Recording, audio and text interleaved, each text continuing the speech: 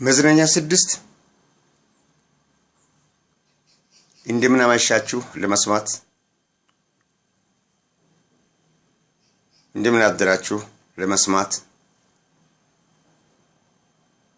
ከኔ ጋር ያላችሁ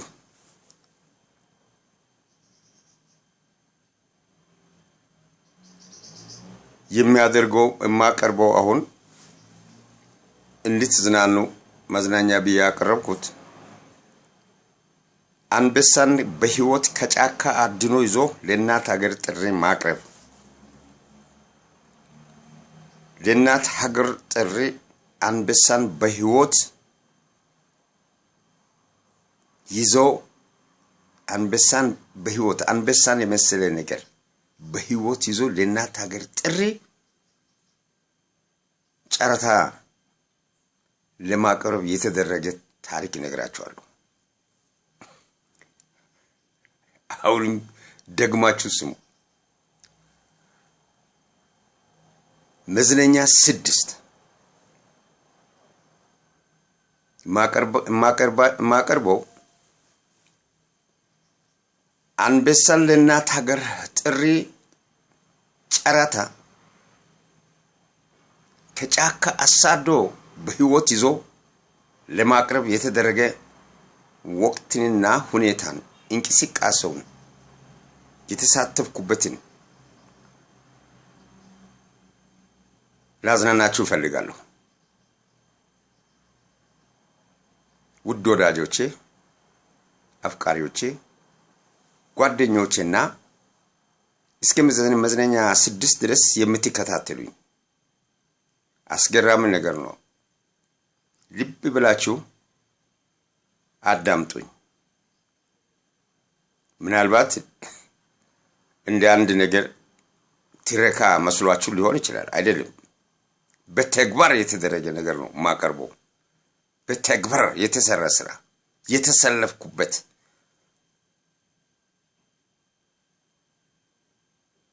ለምንድን ነው ይሄ የሚሉም በኋላ እናንተ ከተናገርኩ በኋላ ከኋላ መርምራችሁ ድረሱበት።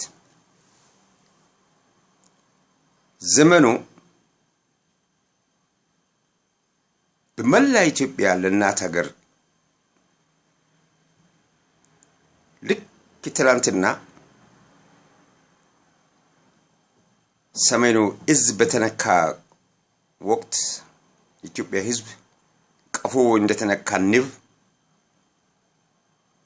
እንደሆነው ሶማሌ ኢትዮጵያን ድንበር አቋርጣ ሀገራችንን ለመውረር ኢትዮጵያን ለመውረር በቃጣች ወቅት የተከሰተ ድርጊት ነው። መቼም ወዛደሩ ዓለም አቀፍ ወዛደር ነው።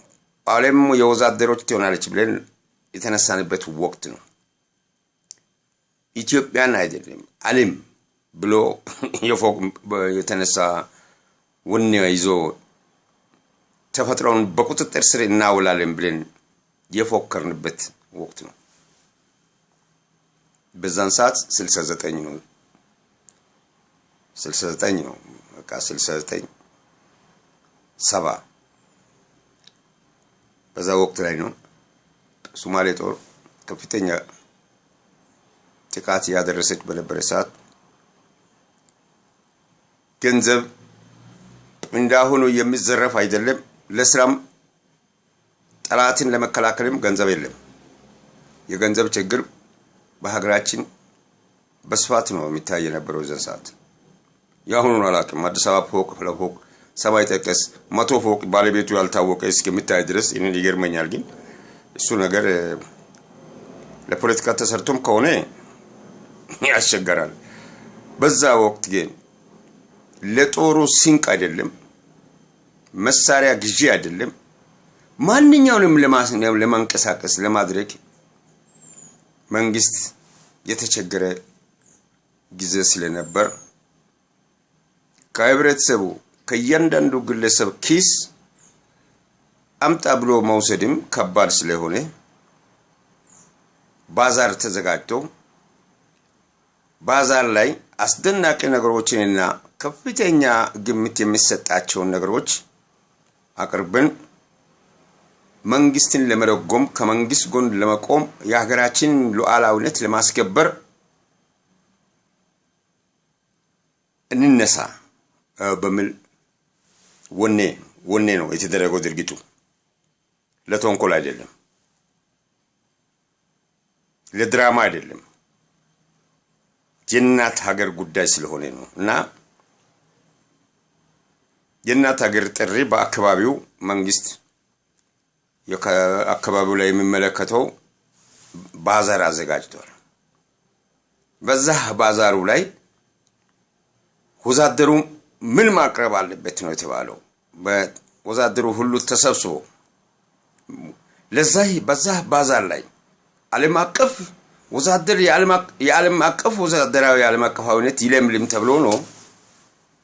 ዓለም የወዛደሮች ትሆናለች በተባለ ሰዓት ነው ወዛደሩ አሁን ከአርሶ አደሩ ከምሁሩም ከማንኛውም በአገራችን ካሉ ክፍሎች የራሱን በላይነት ለማስተዋወቅ ከፍ ለማለት ለእናት ሀገሩ ምን ያክል ወኔ እንዳለው ለማሳወቅ ምን አቅርብ ነው ተባለው። ከስብሰባው ውስጥ አንዱ ብድግልና በጫካ ውስጥ እኛን ያገሳ የሚያስቸግረውን አንበሳ ለጨራታ ይዘን ለምን አንቀርብም? እሱን መያዝ አቅተንም። በአንድ ካምፕስ 300 ሰራተኛ ነው ያለው። ከ300 በላይ ነው ያው ቋሚ ሰራተኛ ጊዜያዊ የቀን ቋሚ ጊዜያዊ በሶስት ተከፈለ ነው ያለው። ቀን ቋሚውም ጊዜያውም አጨበጨበ። ጠቅላላው ነው ያጨበጨበው። ከዚህ የበለጠ ታላቅ ነገር የለም።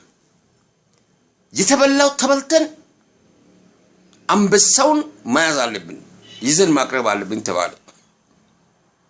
ተፎከረ። ስብሰባ ላይ አካክ ዘራፍ ተባለ። ልክ አሁን እንደትላንት ነው። በኋላ በዛች ዘመቻው ጫካ የምንገባበት ቀን ተወሰነ። ይሁን ነው ጫካ የምንገባበት ቀን የተወሰነው ሰንበት ቀን ነው። ማንም ሳምንቱን ስራ ላይ የዋለ ለመዝናናት ከተማ የወጣም ሁሉም ወደ ካምፑ ገብቶ ይሁለት በዛ ዘመቻ ላይ ያልወጣ ሰው ወደ ውጭም የሚወጣ የለም። የሆነ በር አይነት ነገር በሁለት በኩል ካምፑ በሁለት በኩል እርሻው ድልድይ አለው። ድልድዩ ላይ አንድ ዘብጥ ድልድዩን የሚሻገር ድልድዩ በስተቀር ከላይ የሚገባ ነው እንጂ የሞጣ ሁሉ በር ተዘግቶ ነው። ይሁድ ዘመቻ ቀን እኔ በዛች ቀን ለስራ ወጥቼ ይሁለት ለመድረስ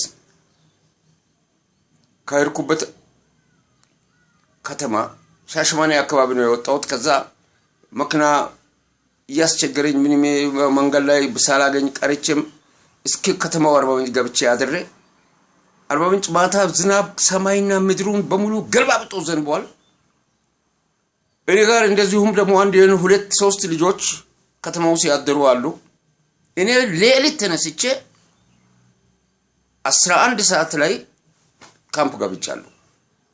እነዛ ልጆች መክናቱና ይዛው ከተማው ሲቆያሉ መክና እስከሚያገኙ ድረስ ያ ጠቅላላው 300 ሰራተኛ ከላይ ከምስራቅ ከምዕራብ ከሰሜን ከደቡብ ጫካውን ከቦ ብሎ እግዚአብሔር ምስክሬ ነው። ቀፎው ውስጥ ያለ ንብ እንደዛ ይጮሃል። ጫካው ራሱ ተነቅሎ ለማየት ምንም አልቀረም። ጫካው ውስጥ ያለው ወፍም በሮ የሚሄድበት የለም። በሁሉም አቅጣጫ ነው የተከበበው። ጤዛ ነው። ዝናብ ዘንቦ አድሯል። ውሃ ነው። በቃ ነፍሳቸውን ጥሎ አንበሳ ፍለጋ ሁሉም ተሰብስቦ አንድ ቦታ ላይ አንበሳው ተገኝቶ ለማያዝ ሙከራ ሲደረግ የሚሰማ ድምጽ አለ። ያን ድምጽ ካሰማ ሁሉም ከአቅጣጫው እዛ ሰፈር ላይ ለመገናኘት ለመቅረብ ልክ ከበባ ጦር አሁን ወታደራዊ ከበባ አይነት ነው የተሰራው። ስራ በጥናት ነው የተደረገው። ለዛ ጥናቱን ያካሄዱ ሰዎች አሉ። በኋላ ሁሉም እንደዛ ብሎ ከጧት 12 ሰዓት የተጀመረው አሰሳ ጫካውን ደኑን አንበሳ አስሳ አንድ አንበሳ እስከ ቀኑ 6 ሰዓት ድረስ አንድ አንበሳ ይጠፋል። አንድ አንበሳ ነው ሊያዝ የተደረገው በስብሶ ሰው ጫካ ውስጥ መውጫ ጠፍቶ እስከ 12 ሰዓት ድረስ ጫካ ውስጥ ገብቶ ሰው ጠፍቶ ፍለጋ ሰው ቤተሰብ አልገባም እከሌ አልገባም ወይ ሞቷል ከፍተኛ የሆነ ይሄ አይነት ታሪክ ነው በህይወትም አላየሁም። እኔም ውስጥ ነው ያለሁት ወዛው እንግዲህ አብሬ የተሳተፍኩት ነው አብሬ የሰራሁት ነው እኔም ነግረው በኋላ ሁሉም ጠፍቶ ቦታው ላይ ማከሉ ላይ ከተሰበሰበ በኋላ ወደ መስሪያ ቤቱ ግቢ አለ ትልቅ ግቢ አለ ሁሉም ሰራተኛ በስብሶ ምናምን መስሎ አሁን አንበሳ እየጠፋ እኛ እንግዲህ አንበሳ እንዴት እንደጠፋ የአንበሳው ጉዳይ መልእክቱ ለሱ ቢደርሰው አናቅም። ይሄ ታሪክ ነው። በመንገድ ላይ እንደ ከብት የሚሄደው አንበሳ በየቦታው ሲጮህ የነበረው አንበሳ ጠፋ። ምንም ማድረግ ማግኘት አልቻልንም። ማየት በአይን ማየት አልቻልንም ተባለ። በኋላ እነዛ ልጆች ከተማ ያድሩ እና እንደኔ ከተማም ነው ከከተማ መኪና ስራ ያው ትራንስፖርት ስላለኝ ሌሊት ወጥቻለሁ። እነሱ ዘመናቸውን ባውቅ እነሱንም ይዤ ይመጣ ነበር። ሌሊት ገብቼ አድሬ ነው የገባሁት እና እነዚህ ልጆች ከከተማ ሲመጡ ያ ድልድይ አለ ብያለሁ። ድልድዩን ለመሻገር ከድልድይ አወረዱትና ይዟቸው በዛ ጉባኤ ላይ አቀረቡ እና ለምን ድሮ ሄዳችሁ ከተማ ተነግሯቸው የለም ለከዚህ ለምን መጀመሪያ ወጣችሁ? እውነቴን ነው 30 ብር ከደሞዛቸው ለእናት ሀገር ጥሪ ተቀጡ። 30 እነሱ የሚያገኙት 100 ምናምን ነው ብራቸው የወር ደሞዛቸው 30 በአንድ ጊዜ ቆርጦ ለእናት ሀገር ጥሪ እንዲገባ ተወሰነ። ያ እነሱ ቅጣታቸውን ወስዶ ተመለሱ። ያንን የሰማ ወዛደር 30 ብር ከተቀነሰ መኖር አይችልም። ኑሮ ጉዳይ ነው ግን በጣም ጉዳት ነው። በጣም ነው ሴንሲቲቭ ነው ያን የሰራውና ጫሞ ሐይቅ ላይ አንድ አሳ አጥባጂ የነበረ እንደ አጋጣሚ ጫካ ውስጥ የዛን ቀን ነው አሳ አጥባጅ መረቡ ውስጥ ዘንዶ ይገባል። ትልቅ ዘንዶ ይሄን ዘንዶ ይዘን ካልቀረብን ብሎ ብዙዎች አረባካችሁ አራስለ መርዙን ማውጣት የሚችል ወይ እሱን ማብሰዝ የሚችል ሰው ችሎታ ያለው አለ የለም። ስለዚህ ኢባብ ይዘን አልቀርብንም። ለእናት ሀገር ጥሪ ኢባብን እንዴት እናቀርባለን? ወዛደር ኢባብ ይዞ መቅረብ የለበትም። ኢባብ ማለት የሶማሌ ፕሬዝዳንት ነው። ኢባብ እንዴት ይዘን ለእናት ሀገራችን እናቀርባለን የሚል የቃላት ስንጠቃ ወጣ። ትክክል ነው። ኢባብን እንዴት የሚገርም ውይይት በዛ ላይ ተነሳ። እውነት ነው። አሳመነን ቀረ። ኢባብ ያሁኑ ኢባቦች ነው። ኢባብ የስንት አመቱ ነው? የ69 ዓመተ ምህረት ዛሬ ስተርት ሲናገር ለእናንተ እንደ ጫወታ እንደ ቀልድ ሊሆን ይችላል። ያኔ ግን ነፍስ ውጪ ነፍስ ግቢ የተሰራ ስራ ነው። ነፍስ ግቢ ነፍስ ውጪ በጣም ተጨንቆ 24 ሰዓት ተጨንቆ የተሰራ ስራ ነው። ከዛ ሁሉ የሚገርመው የአንበሳው መጥፋት ነው። አንበሳው እጅግ በጣም ኃይለኛ ነው የተባለው ድር ቢያብር አንበሳን ያስር እንደሚይዙ አንበሳውን ስለተረዳ ጠፋ። አንበሳው ጠፋ። ከኢትዮጵያውያን ፊት ጠላት እንደዚህ ይሸሻል። እኛም የወሰነው ያለ በቃ ጠላታችንን እናሸንፋለን፣ ጠላታችንን ሶማሌን እንደመስሳለን ብለን ነው መፈክር ይዘው ቦታ ላይ ሰተን የተለያየ ነው። አመሰግናለሁ።